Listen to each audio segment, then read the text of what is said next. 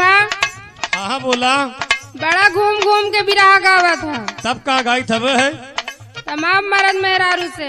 अच्छा हमरे एक सवाल का जवाब दा। अच्छा तो जो सवाल आएगा पूछा पूछा तब जानी की बड़का गवैया है। पूछा। बतावा पहले बतिया सुना रंग बाज हो। बतावा पहले बतिया।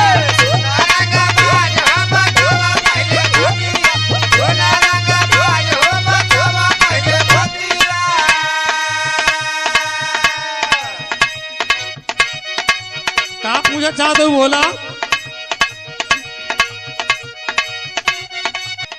बुद्धि बिना क्यों के जिंदगानी न संवरती।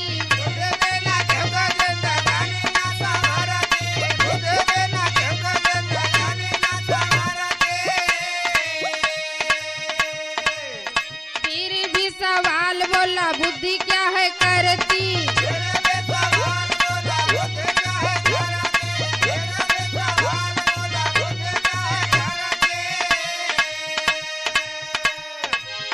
तो के मानव जीवन साथी सरताज हो। बतावा पहले बतिया सुना रंग बाज हो। बतावा पहले।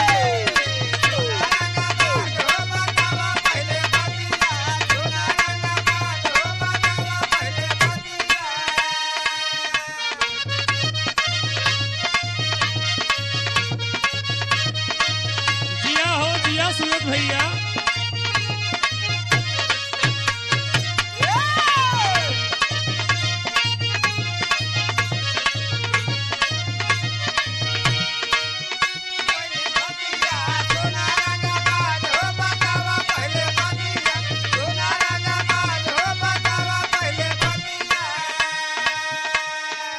अच्छा बुद्धि के बात करत हो कि बुद्धि का करत है। सुना हम बतावत है।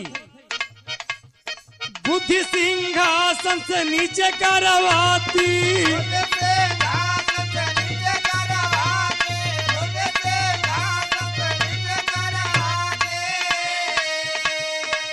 सुना एक राजा रहन एक मुसाफिर का बुलान कहे हे यहाँ आओ। आया मुसाफिर कहीं बताओ बुद्धि क्या कर सकती है। ए महाराज ऐसे ना बताओ। फिर पहले तू सिंहासन से उतरा हम बैठी तब बताओ। महाराज नीचे आ गए मुसाफिर बैठ गया सिंहासन पर। बताओ अब महाराज बुद्धि यही करवावत है कि बुद्धि आटे तुका नीचे कह दिए हमका सिंहासन पर बैठा दे। बुद्धि सिंहासन से नीचे करवाती।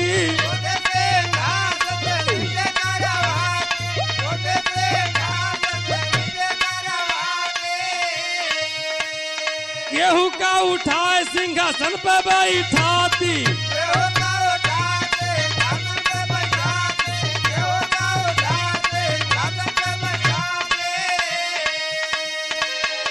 अरे बुद्धि का खेला है एकदम लाजवाब हो। बतैबे तो के धनिया हम सारा जवाब हो। बतैबे तो के धनिया।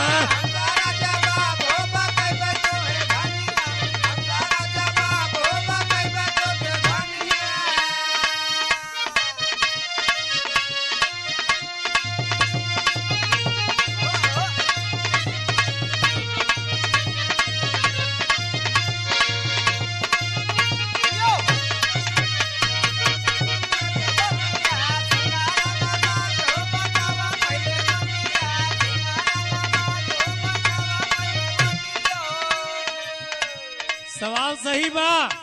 अच्छा सही है।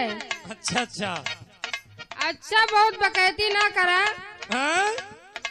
यह का बतावा। पूछा। केला अनार अंगूर खूब होला।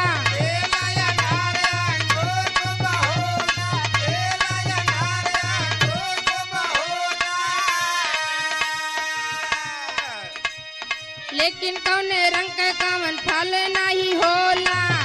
हम लिया फल फ्रूट पे आई गऊ।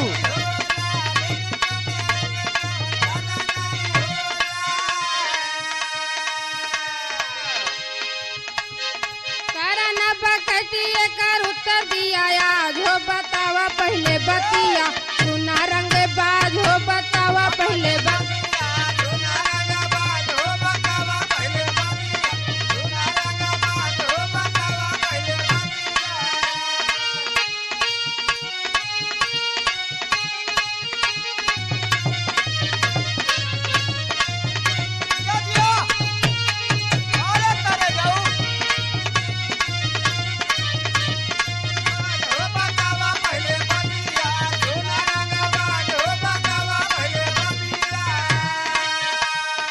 अच्छा अब अंगूर केला संतरा भी आएगा सुना हम बतावत है बता। ध्यान से सुना बोला देशवा में कौनो फल के नाही बम नाही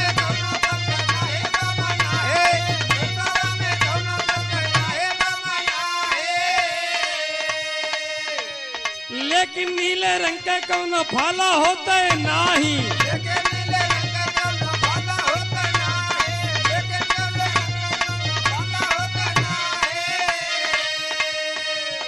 अरे पाल नाही पैबू बनबू कितना चाला बाज हो बताइब तो के धनिया हम तारा जवाब हो बताइब तो के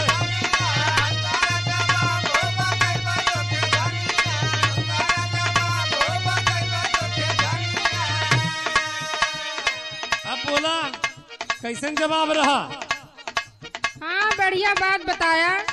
अच्छा अच्छा एक और सवाल है पूछा पूछा एका पक्का न बताए पहुबा पूछा घरवा मोहरवा की निकल गा बहरवा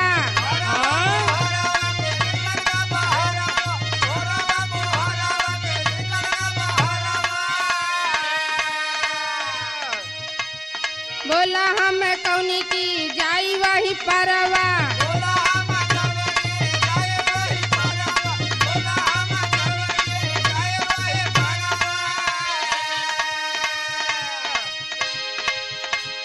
जाने के विधाता भैले हमसे नाराज हो बतावा पहले बतिया सुना रंग बाज हो बतावा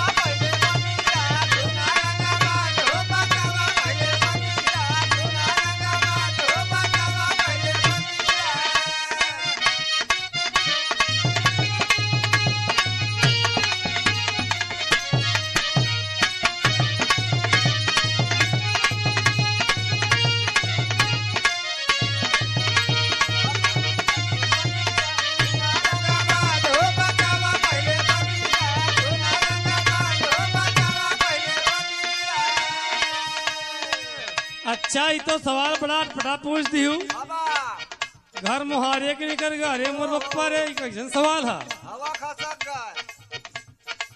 तो फंसा दी हूँ बताओ बताओ बड़ा रंगबाज बना था हाँ? बतावा बतावा गुरुजी नहीं बेइज्जती हो जाई। ना ना ऐसे ना कोनो बात बा बहुत पिटीनिन के साथ मुकाबला करा था अरे यहाँ तक आए गऊ सुना हमार बात फिर बताओ बताओ मुहार मुहारे कहीं घर निकल गया अनोखी बात तो पूछे हूँ लेकिन सुना हम बतावत है बोला मछली के घर मैडम होला जल धरावा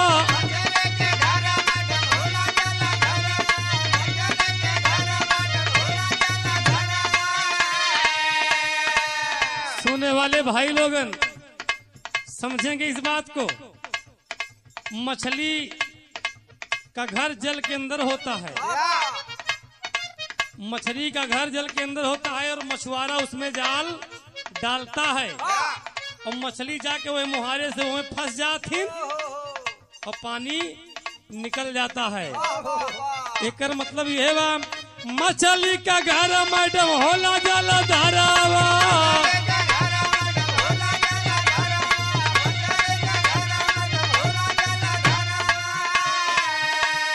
पानिया के भीतर जाल डारे मछुआरा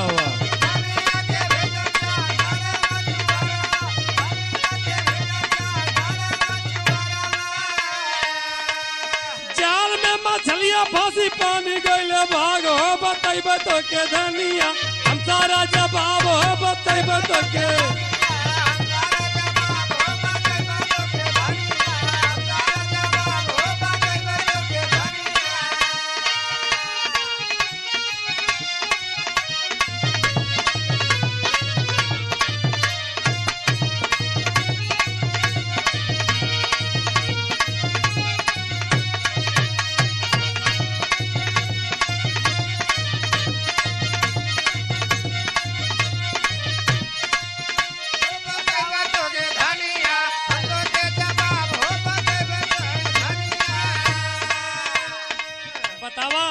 जवाब ठीक रहा, संतुष्ट यहाँ।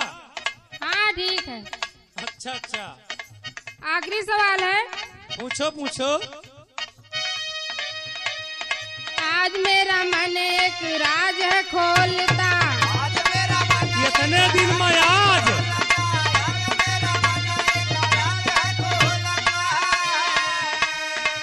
इतना दिन तो के आवत जात होइगा। ई राज कौन ऐसा राज है जो छुपाए के रखे हा बोला? सुना बता थी। बतावा। एक दिन में इंसा कितनी बात है बोलता।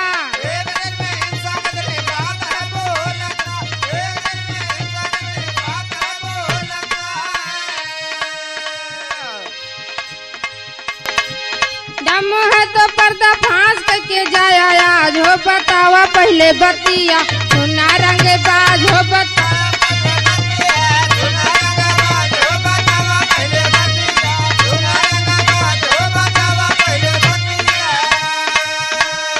अच्छा ही बात है। एक दिन में मनई कितना बात बोलत है। एक दिन के बात नहीं, हम बतावत है पूरे जिंदगी में कितना बात बोलत है। बतावा। तुहार खानदान, तुहार कुल परिवार आज तक, आप अब तक जो जिंदगी में बात बोले सब बतावत है। बोला।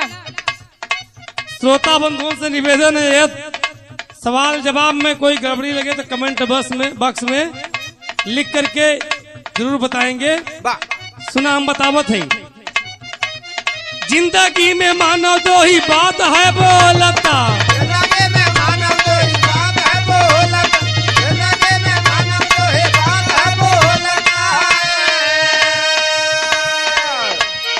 जिंदगी में मानो दो ही बात है बोलता।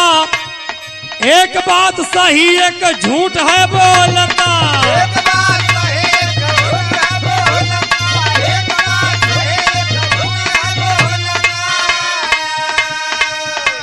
रागी अमर जीत मांगे सबसे सबाब बतैब तो के बतिया हम तारा जवाब हो बतैब तो के धनिया।